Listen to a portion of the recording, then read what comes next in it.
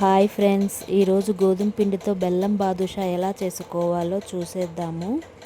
అందుకోసం ఒక బౌల్లో 1 కప్పు గోధుమ పిండి, 1 స్పూన్ వంట సోడా లేదా బేకింగ్ పౌడర్, 1 స్పూన్ నెయ్యి, చిటికెడు ఉప్పు వేసుకొని వేళ్ళతోనే బాగా కలిసేలాగా కలుపుకోండి. మనం అరచేతిలో పిండిని ఇట్లా పిడికిల్లో పట్టుకుంటే ముద్దలాగా అవ్వాలన్నమాట. నెక్స్ట్ కొద్దిగా వాటర్ యాడ్ చేసుకుంటూ మొత్తం ఒకసారి కలిసేలాగా వేళ్ళతోనే కలుపుకోండి. పిండి ముద్దయిన తర్వాత మాత్రమే అరచేతితో పిండిని సాగదీస్తూ కలుపుకోండి. అప్పుడు బాదుషా గుల్లగా వస్తాయి. పిండిని కలుపుకొని ఒక 1/2 అవర్ పక్కన ఉంచేయండి. ఇలా చేయటం వల్ల పిండిలోని మాయిశ్చర్ బయటికి వచ్చి పిండి చాలా స్మూత్గా తయారవుతుంది. బాదుషాలు కూడా చాలా సాఫ్ట్గా వస్తాయి.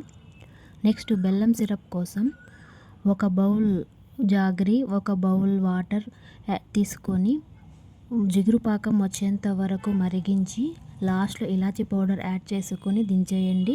ఇప్పుడు ముందుగా కలిపి పెట్టుకున్న పిండి ముద్దను చిన్న ఉండలుగా చేసుకొని 2 అరచేతులతో ప్రెస్ చేసుకుంటూ బాదుషాలాగా చేసుకోండి. ఇలా చేస్తే బాదుషాల లేయర్స్ బాగా వస్తాయి.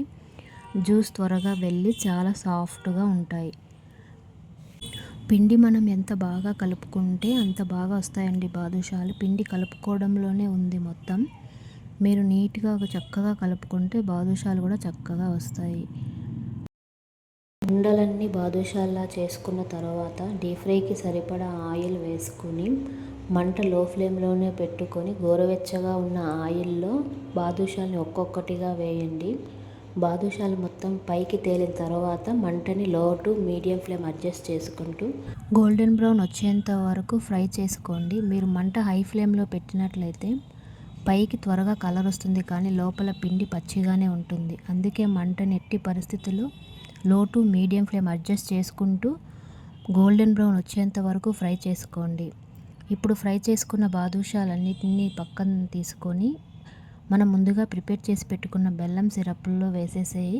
2 అవర్స్ తర్వాత సర్వ్ చేసుకుంటే ఎమ్మీ జాగరి బాదుషా రెడీ అయినట్లే. మీరు తప్పకుండా ఒకసారి ట్రై చేయండి. ఇలా గోధుమ పిండితో ట్రై చేసి ఎలా వచ్చిందో నాకు కామెంట్స్లో చెప్పండి. ట్రై చేస్తారు కదూ. ఈరోజుకి ఇంతే ఫ్రెండ్స్, ఉండనా మరి. Bye. Like, share, subscribe to our channel.